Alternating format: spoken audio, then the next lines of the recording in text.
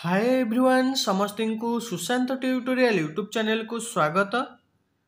तो फ्रेंड्स आज भिडियो आम कलिंग वार बा कलिंग युद्धर 20टी एमसीक्यू प्रश्न उत्तर एवं कलिंग युद्ध रिलेटेड जहाँ सब इंपोर्टाट टॉपिक बा पॉइंट गुड़िक रही आम डिस्कसन करवा एवं से एमसीक्यू प्रश्न उत्तर को आम उभय ओडिया इंग्रेजी डिस्कसन करवा कारण प्रायतः कॉम्पिटिटिव एग्जाम रे आपनकर इंग्राजी रे क्वेश्चन आसुची तो से आम बहुत ओडिया एवं इंग्राजी रे डिस्कसन करवा यही 20टी एमसीक्यू एवं आउ जहाँ सब आम भिडियो डिस्कसन करवा ताकू यदि आपने प्रैक्टिस करके जाउछंती एग्जाम दबाकू जहाँ भी आपनकर कलिंग वार क्वेश्चन आसीबो आपने अटेंड करें।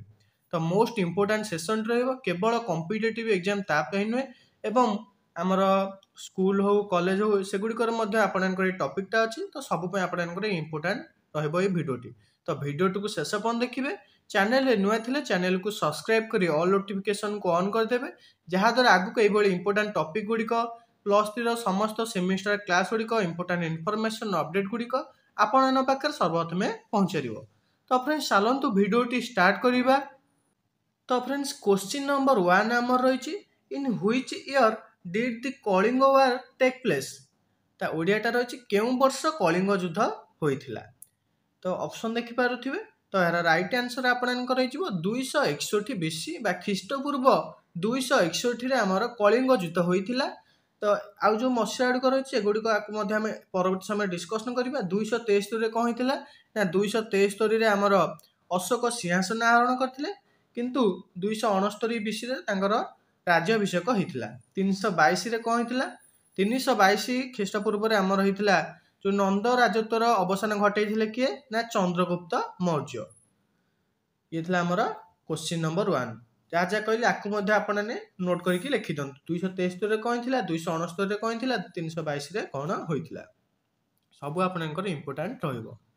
क्वेश्चन नंबर 2 को जीवा what is Ashoka's father's name Ashok पिता नाम कौन। ऑप्शन रही चंद्रगुप्त मौर्य ना बिंबिसार ना बिंदुसार ना खारबेल। तो राइट आंसर हो अशोक पिता नाम कौन ना बिंदुसार। बेले बेले आपनकर ऑप्शन रे बिंबिसार प्राय पिला आपनकर बिंबिसार कह दियंती किंतु यार आपनकर राइट आंसर कौन हो ना बिंदुसार हो सठिक आंसर। नेक्स्ट क्वेश्चन को जीवा question number 3 what is Bindusara father's name Bindusara पिता नाम कौन। अशोक पिता देखला आम बिंदुसार पुणी बिंदुसार पिता किए तार राइट आंसर हो चंद्रगुप्त मौर्य। चंद्रगुप्त मौर्य हो बिंदुसार पिता ताने देखा आम ये होती ग्रांडफादर होती कहार ना अशोक ग्रांडफादर होती चंद्रगुप्त मौर्य। यही आपनकर क्वेश्चन ओलोटिक पचारि पार। अशोक फादर होती बिंदुसार बिंदुसार फादर होती चंद्रगुप्त मौर्य ताने अशोक ग्रांडफादर होती चंद्रगुप्त मौर्य। नेक्स्ट क्वेश्चन को जीवा question number 4 Ashok was the emperor of the dash dynasty बा अशोक डैश राजवंशर सम्राट थिले। तो जो आमर अशोक रहिले अशोक चंद्रगुप्त मौर्य बिंदुसार ये सब क्यों डायनेस्टी थिले ना ये थे मौर्य डायनेस्टी राजा बा सम्राट थिले। नेक्स्ट क्वेश्चन को जीवा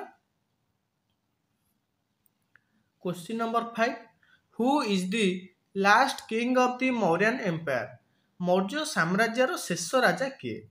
नेक्स्ट क्लास रे एटा तो आम कलिंग वार आम डिस्कसन करुचे नेक्स्ट क्लास रे आम डिस्कसन करवा मौर्यन बा मौर्य एम्पायर ता विषय आम डिस्कसन करवा मौर्य साम्राज्य यहाँ एक मोस्ट इंपोर्टाट टॉपिक रही टोटाल डिटेल्स भाव में पढ़ा समस्त राजा विषय। तो ये कही लास्ट शेष राजा किए थे जेहेतु आमर कलिंग युद्धटा कलिंग युद्ध आमर मौर्यन एम्पायर रिलेटेड अच्छी से आम पढ़ीदे भल रही।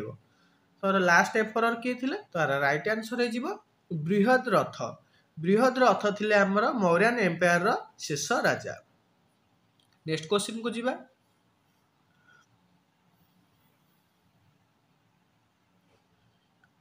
In which inscription Kalinga war is mention केउं शिलालेख रे कलिंग युद्ध विषय उल्लेख कराई। मोस्ट इंपोर्टाट क्वेश्चन टा आपनकर एटा रहिबो कलिंग वार मोस्ट इंपोर्टाट क्वेश्चन रहिबो जे हम जो कलिंग युद्ध विषय आम केउं शिलालेख सूचना मिली थाए। तो यार राइट आंसर हो रॉक एडिक्ट 13 त्रयोदश शिलालेखରୁ ଆମେ କଳିଙ୍ଗ ଯୁଦ୍ଧ ବିଷୟରେ ବିବରଣୀ ବା ଉଲ୍ଲେଖ କରାଯାଇଛି। Most important question. Next question କୁ ଯିବା। Question number 7, When was Ashok coronated? ଅଶୋକଙ୍କର କେବେ ରାଜ୍ୟାଭିଷେକ ହୋଇଥିଲା? ତ ଏଇ କ୍ୱେଶ୍ଚିନ୍ କୁ ଆପଣ ମନେ ରଖିବେ। coronated ଆଉ ଗୋଟେ ହେଉଛି throne। coronated ମାନେ ରାଜ୍ୟ ଅଭିଷେକ କେବେ ହୋଇଥିଲା? ତ ରାଇଟ୍ ଆନ୍ସର ହେଇଯିବ 269 BC ରେ। 269 BC ରେ ଅଶୋକଙ୍କର ରାଜ୍ୟାଭିଷେକ ହୋଇଥିଲା। ପରବର୍ତ୍ତୀ କ୍ୱେଶ୍ଚିନ୍ କୁ ଯିବା। 322 ମୁଁ ଆପଣଙ୍କୁ କହିଥିଲି ଯେ ଚନ୍ଦ୍ରଗୁପ୍ତ ମୌର୍ଯ୍ୟ ନନ୍ଦବଂଶର ପତନ ଘଟାଇ ମୌର୍ଯ୍ୟ ବଂଶର ପ୍ରତିଷ୍ଠା କରିଥିଲେ। କ୍ୱେଶ୍ଚିନ୍ ନମ୍ବର 8 କୁ ଯିବା। Ashoka the dash emperor of the Mauryan dynasty. Ashoka Maurya ରାଜବଂଶର ଡ୍ୟାଶ ସମ୍ରାଟ ବା କେତେତମ ସମ୍ରାଟ? First, second, third, fourth. ତ ରାଇଟ୍ ଆନ୍ସର ହେଇଯିବ ଥାର୍ଡ। ଅଶୋକ ହେଉଛନ୍ତି ମୌର୍ଯ୍ୟ ରାଜବଂଶର ତୃତୀୟ ନରପତି ବା ତୃତୀୟ ସମ୍ରାଟ। ପ୍ରଥମ ତାହେଲେ କିଏ? ପ୍ରଥମ ହେଉଛନ୍ତି ଚନ୍ଦ୍ରଗୁପ୍ତ ମୌର୍ଯ୍ୟ, ସିଏ ମୌର୍ଯ୍ୟ ବଂଶର ପ୍ରତିଷ୍ଠା କରିଥିଲେ। ସେକେଣ୍ଡ ହେଉଛନ୍ତି ଆମର ତାଙ୍କ ପରେ ତାଙ୍କ ପୁଅ କିଏ? ନା ବିନ୍ଦୁସାର। ତାପରେ ଥାର୍ଡ ହେଉଛନ୍ତି ବିନ୍ଦୁସାରଙ୍କ ପୁଅ ଅଶୋକ। ତାପରେ ଶେଷ ସମ୍ରାଟ କି ଆମେ ଡିସ୍କସନ କରିଥିଲେ ପ୍ରିଭିୟସ୍ କ୍ୱେଶ୍ଚିନ୍ରେ, ବୃହତ ରଥ ହେଉଛନ୍ତି ଶେଷ ସମ୍ରାଟ ମୌର୍ଯ୍ୟ ରାଜବଂଶର।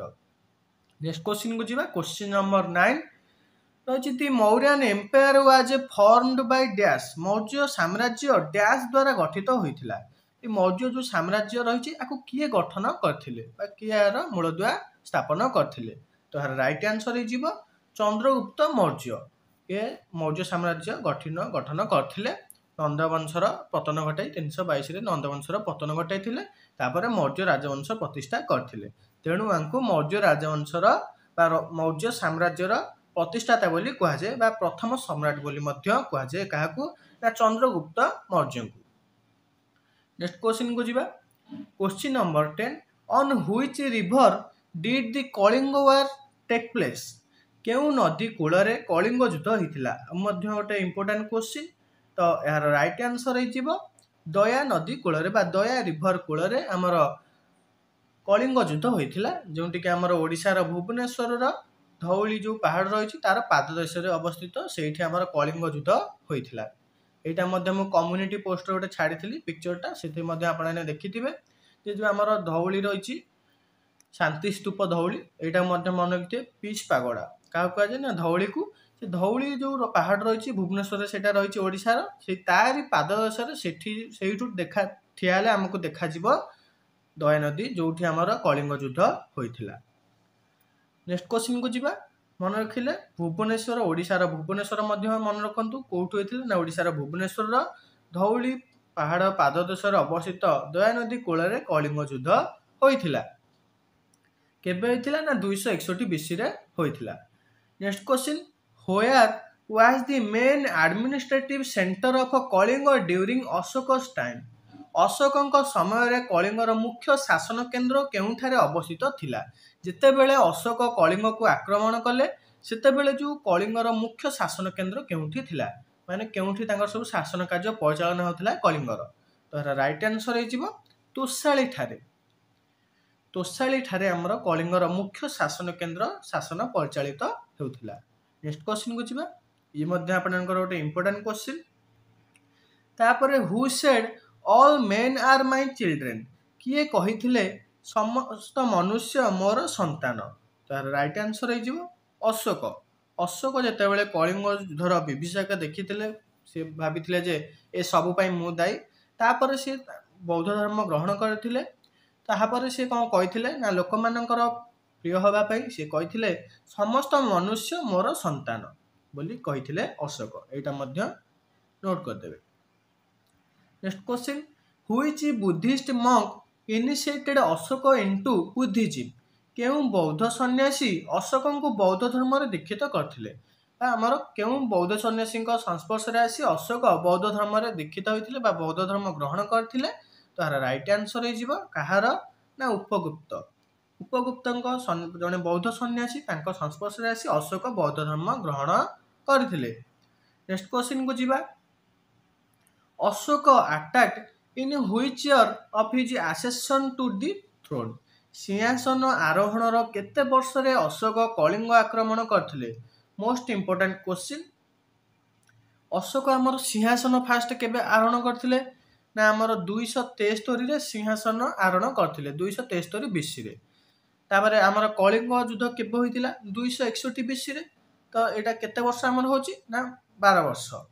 तो अशोक जेबे सिंहासन आरोहण करथिले तार 12 वर्ष बा 12 वर्ष रे आमर कलिंग आक्रमण करथिले। जदि आपन पचार थांदा राज्याभिषेक बा करोनेटेड तार केते वर्ष रे से कलिंग आक्रमण करथिले ना आमर 269 बीसी रे से करोनेटेड होइथिले बा राज्याभिषेक तांकर होइथिला तार 8 वर्ष रे 8 वर्ष रे से कलिंग आक्रमण करथिले। आशा करछि आपनकर समस्त डाउट क्लियर होई पाथिबो। सिंहासन आरोहणर 12 वर्ष रे कलिंग आक्रमण करथिले, राज्याभिषेक बा करोनेटेड रो 8 वर्ष रे बा 8म वर्ष रे से कलिंग आक्रमण करथिले। आको मन रखिबे, कंफ्यूज होइबेनी। नेक्स्ट क्वेश्चन को जिबा। Question number 15 when did Ashok take his last breath? Ashok केबे शेष निश्वास त्याग करथिले? तार राइट आंसर हेजिबो ख्रीष्टपूर्व 232 रे बा 232 बीसी रे अशोक शेष निश्वास त्याग करथिले। नेक्स्ट क्वेश्चन को जिबा। Dash was the capital of Mauryan empire? Dash हेउची मौर्य साम्राज्यर राजधानी थिला। तो राइट आंसर हेजिबो पाटलिपुत्र। कलिंग युद्ध समय रे हमर मौर्य साम्राज्य रहिला तार राजधानी थिला पाटलिपुत्र। नेक्स्ट क्वेश्चन को जिबा। Question number 17 in which place third Buddhist council organised? केउ स्थान रे तृतीय बौद्ध सम्मेलन आयोजन होइथिला बा आयोजन करा जाइथिला। तो राइट आंसर हेजिबो पाटलिपुत्र ठारे, जहा आपनकर अशोक जो कलिंग युद्ध परे अशोक द्वारा अशोक शासन समय रे तृतीय बौद्ध सम्मेलन आयोजन करा जाइथिला। तेणु एटा हमर इंपोर्टेंट रहइबो।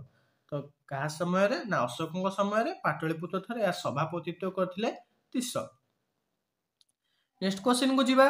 क्वेश्चन नंबर 18 हमर रहिछि after Kalinga war Ashoka converted to dash? Kalinga युद्ध पर अशोक डैश रे रूपांतरित होइतिले ना बुद्धिज्म रे कहा द्वारा ना तो हमर साधु बा बौद्ध सन्यासी उपगुप्तଙ୍କ संस्पर्श रे आसी। तापर question number 19 what was the capital of Kalinga when Ashok attacked Kalinga? जो अशोक जेतले कलिंग आक्रमण कले से कलिंग रो राजधानी कोन थिला? तो राइट आंसर हेजिबो कोन ना तोसाली। अशोक जेतले कलिंग आक्रमण करथिले 261 बीसी रे, तो कलिंग रो राजधानी थिला तोसाली। एटा मध्ये मन रखिबे इंपोर्टेंट क्वेश्चन। कलिंग रो मध्ये जो समस्त शासन कार्य परिचालन होथिला तोसाली रे एवं मौर्य साम्राज्य रो राजधानी कोन थिला ना पाटलिपुत्र थिला। तापर हमर जेतले कलिंग युद्ध होइथिला, कलिंग युद्ध समय रे हमर कलिंग युद्ध परे अशोक कलिंग अधिकार करथिले। तापर धर्म क्षेत्र रे विराट तांगर परिवर्तन देखाइथिला जे से तांगर जो सर्वस्त विश्व रे भातृत्व भाव से सृष्टि करथिले। तापर बौद्ध धर्मर प्रचार मध्ये विभिन्न भाग से करथिले। तापर शेष question dash is the author of the अर्थशास्त्र? डैश हेउछंती अर्थशास्त्र रो लेखक? कौटिल्य ना अशोक ना चंद्रगुप्त ना खारवेल? तो यार आंसर आपने कमेंट सेक्शन में कमेंट करेंगे। तो आउ थे कही दूसरी dash is the author of the अर्थशास्त्र बा डैश होउछंती अर्थशास्त्र रो लेखक। तो ये चार्टा ऑप्शन नु कौन होबा राइट आंसर आपने कमेंट सेक्शन में कमेंट करेंगे। नेक्स्ट क्लास आम जो मौर्य राजवंश डिस्कसन करवा बा मौर्य साम्राज्य डिस्कसन करवा, तो से मुझे आपको कहीदेवी यार राइट आंसर कौन हम। तो ये आम 20टी क्वेश्चन 20टी क्वेश्चन में मुझे आउ केतोटी कहली जहाँ सब कहली सब आप इंपोर्टाट रहा भाव प्राक्टिस करदे। आम जो कलिंग युद्ध होता ए विभिन्न ऐतिहासिक मत अनुसार 1 लाख लोक कौन होते ना मृत्युवरण करथिले। 1 लाख लोक मृत्युवरण करथिले। तापरे आहत केते होइथिले ना 1,50,000 लोक आमर आहत होइथिले कलिंग युद्ध रे। विभिन्न ऐतिहासिक तथ्य बा ऐतिहासिक माने मत पोषण करछन्ती। एवं एहा परे जो कलिंग युद्ध होइथिला ता परे मध्ये विभिन्न अनेक लोक मृत्युवरण करथिले। तो ये थिला हमर संपूर्ण डिटेल्स। केबे होइथिला ना 261 बीसी रे केउटे होइथिला ना ओडिसा रा भुवनेश्वर स्थित धौली पहाड़ पाददेश रे दया नदी कूल रे होइथिला। एथिरे 1 लाख लोक हमर मृत्युवरण करथिले एवं हमर 1.5 लाख लोक प्रायतः हमर आहत होइथिले। एवं कलिंग युद्धर संपर्क रे हम केउ शिलालेख मिले ना 13 शिलालेख आमको कलिंग युद्ध संपर्क में सूचना मिले। तो फ्रेंड्स आशा करुच्ची भिडियोटी आपन किसी हेल्पफुल रही। तेबे भिडियोटी गोटे लाइक करदेवे और निजर जेतोटी सांग मैंने रहिले पाखु भिडियोटी निश्चय शेयर करदेवे जहाँद्वारा से इंपोर्टाट क्लास टी करेंगे। मोस्ट इंपोर्टाट रहा आपंकर कॉम्पिटिटिव एग्जाम हो आमर जो आम +3 हो +2 हो तापर आम जो स्कूल बेले जो टॉपिक अच्छी सब आपंकर इंपोर्टाट रही आप प्रैक्टिस कर जहाँ भी 1 मार्क आसो आप अटेंड करेंगे। तो फ्रेंड्स चैनल को जब एपर्तन सब्सक्राइब करना तेज चैनल को सब्सक्राइब कर ऑल नोटिफिकेशन को ऑन करदे। आमर official Telegram channel link Telegram discussion group WhatsApp channel link समस्त लिंक आपको डिस्क्रिप्शन में मिल जाव और +3 सबू सेमिस्टर क्लास होची तार लिंक आपको डिस्क्रिप्शन में मिल जाव जहाँकि आपने चैनल गुड़िक जॉइन हो प्ले लिस्ट निज जहाँ भी वीडियो दरकार देखिपारे। आउ क्यों टॉपिक उपर आपनकर क्लास दरकार सेटा कमेंट सेक्शन में कमेंट करदेवे। नेक्स्ट परवर्ती वीडियो गुड़िक आम डिस्कसन करदे। तो फ्रेंड्स वीडियोटी रखा। धन्यवाद।